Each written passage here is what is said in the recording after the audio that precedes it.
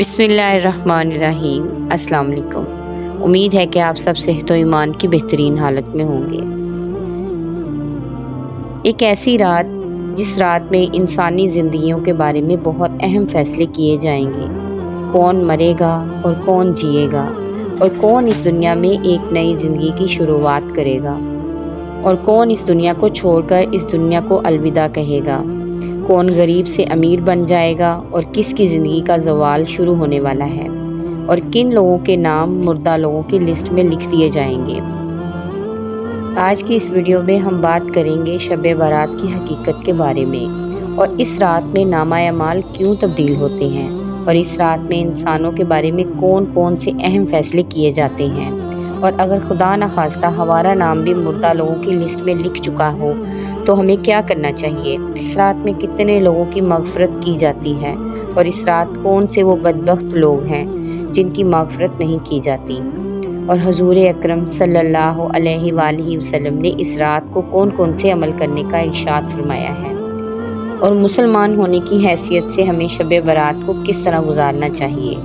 इन तमाम सवालात के जवाब कुरान और हदीस की रोशनी में आज की इस वीडियो में आपसे शेयर किए जाएंगे,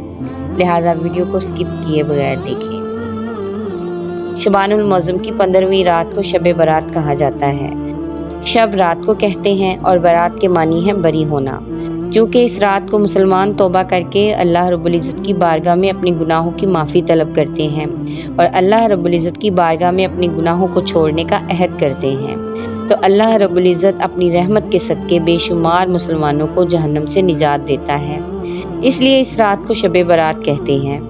हज़रत अता बिन यसार रज़ी अल्लाह ताला अन्हु बयान फरमाते हैं कि लैलतुल क़द्र के बाद शवान की 15वीं रात सबसे ज़्यादा अफजल रात है। शब बारात और लैलतुल क़द्र में फ़रिश्ते तमाम रात अल्लाह रब्बुल इज़्ज़त की इबादत में मसरूफ़ रहते हैं। ये दोनों रातें फ़रिश्तों और इंसानों के लिए निहायत मुक़द्दस और अहमियत की हामिल हैं। जैसा कि कुरान पाक में इरशाद है, कसम है उस रोशन किताब की हमने उसे बरकत वाली रात में उतारा, बेशक हम डर सुनाने वाले हैं। इसमें बांट दिया जाता है हर हिकमत वाला काम। इस आयत करीमा की तफसीर में मुफस्सिरीन लिखते हैं कि इस शब से मुराद शब कदर या शब बारात है, और हज़रत अकरमा रज़ी अल्लाह ताला अन्हो और दीगर मुफस्सिरीन बयान करते हैं कि लैलतुल मुबारका से मुराद शब बारात है। इस रात में उन तमाम लोगों की लिस्ट तैयार की जाती है जो इस दुनिया में ज़िंदा रहने वाले होंगे, और जो इस साल में मरने वाले होंगे, और जो हज करने वाले होंगे। इन तमाम लोगों के नाम इस लिस्ट में लिख दिए जाते हैं। इस लिस्ट में दर्ज होने वाले हर हुक्म की तामील में ज़रा बराबर भी कमी नहीं की जाती।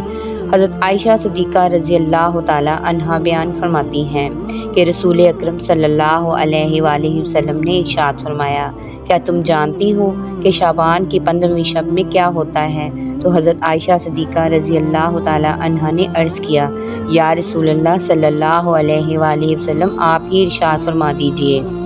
तो नबी करीम सल्लल्लाहु अलैहि वसल्लम ने इरशाद फरमाया कि आइंदा साल में जितने भी पैदा होने वाले होते हैं वो इस रात में लिख दिए जाते हैं, और जितने लोग आइंदा साल में मरने वाले होते हैं वो भी इस रात में लिख दिए जाते हैं। और इस रात में लोगों के साल भर के अमाल उठाए जाते हैं, और इस रात में लोगों का रिस्क मुकर्रर किया जाता है और रिस्क उतारा जाता है। हज़रत अता बिन यसार रज़ी अल्लाह ताला अन्हु बयान फरमाते हैं कि शाबान की 15वीं रात अल्लाह रब्बुल इज़्ज़त मालिकुल मौत को एक फ़हरिस्त देकर हुक्म फरमाता है कि जिन जिन लोगों के नाम इस फ़हरिस्त में लिख दिए हैं उनकी रूहों को आइंदा साल मुकर्ररा वक्तों पर कब्ज़ करना। इस रात में लोगों की ज़िंदगी और मौत का फ़ैसला हो चुका होता है, जबकि लोगों के हालात ये होते हैं कि वो अपनी दुनिया में मगन होते हैं। कोई अपना बैंक बैलेंस बढ़ाने के चक्कर में लगा होता है, तो कोई अपनी जायदाद बनाने में लगा होता है, तो कोई अपनी शादियों की तैयारी में मसरूफ़ होता है, जबकि वो इस बात से बिल्कुल बेखबर होता है कि उसका नाम मुर्दा लोगों की लिस्ट में लिखा जा चुका है। हज़रत उस्मान बिन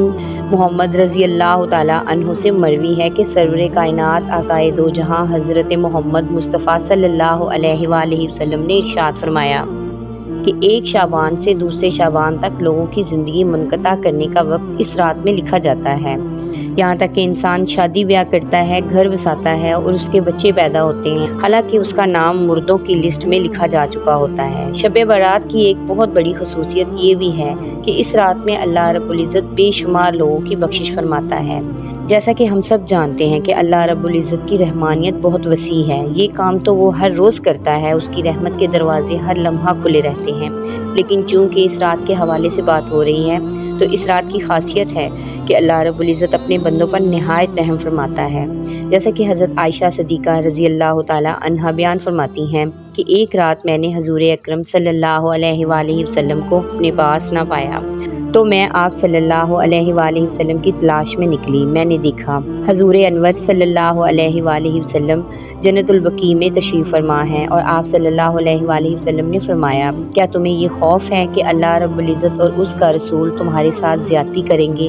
میں نے عرض کیا، یا رسول اللہ صلی اللہ علیہ وآلہ وسلم، مجھے یہ خیال ہوا کہ شاید آپ صلی اللہ علیہ وآلہ وسلم کسی دوسری اہلیہ کے پاس تشریف لے گئے ہیں۔ تو حضور پاک صلی اللہ علیہ وآلہ وسلم نے ارشاد فرمایا، بے شک اللہ رب العزت شعبان کی 15ویں شب آسمانی دنیا پر اپنی شان کے مطابق جلوہ گر ہوتا ہے اور قبیلہ بنو کلب کی بکریوں کے بالوں سے بھی زیادہ لوگوں کی مغفرت فرماتا ہے۔ حضرت ابو بکر صدیق رضی اللہ تعالی عنہ روایت کرتے ہیں کہ حضور انور صلی اللہ علیہ وآلہ وسلم نے ارشاد فرمایا کہ شعبان کی 15ویں شب میں اللہ رب العزت آسمانی دنیا پر اپنی شان کے مطابق جلوہ گر ہوتا ہے اور اس شب میں ہر کسی کی مغفرت فرما دیتا ہے،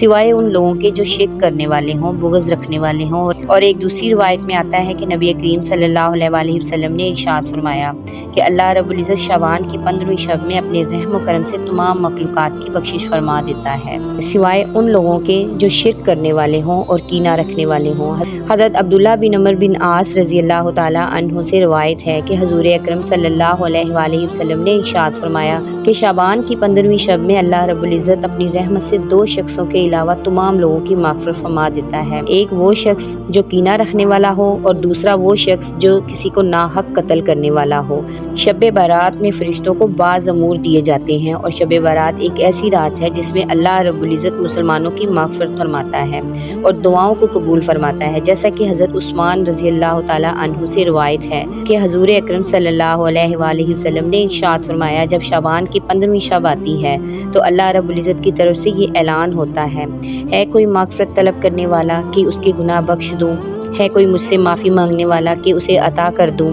اس وقت اللہ رب العزت سے جو مانگا جائے وہ ملتا ہے، وہ سب کی دعا قبول فرماتا ہے سوائے بدکار اور مشرک انسان کے۔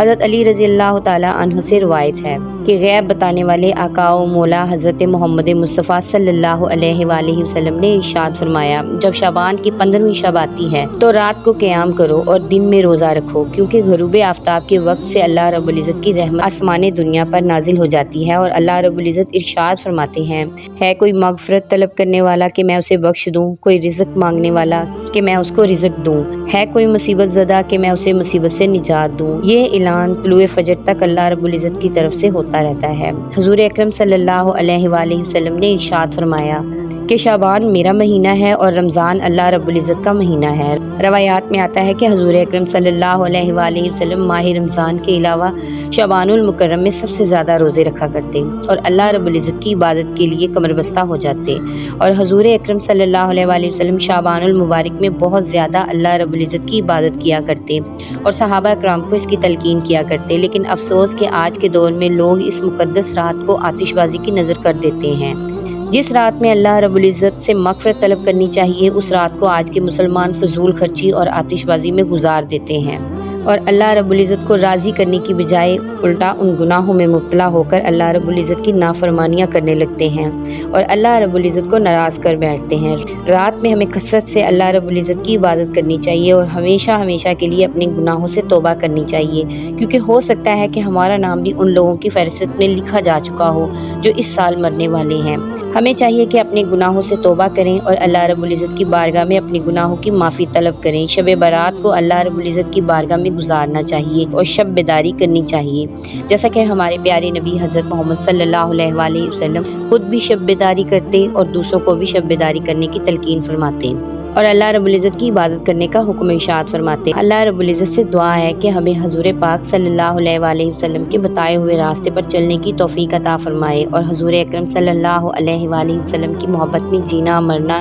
نصیب فرمائے، اور اس رات کے صدقے اللہ ہماری اور تمام مسلمانوں کی مغفرت فرمائے، آمین۔ امید ہے کہ آج کی ویڈیو آپ کو اچھی لگی ہوگی۔ ویڈیو کو لائک اور چینل کو سبسکرائب کرنا نہ بھولیں۔ جزاک اللہ خیر۔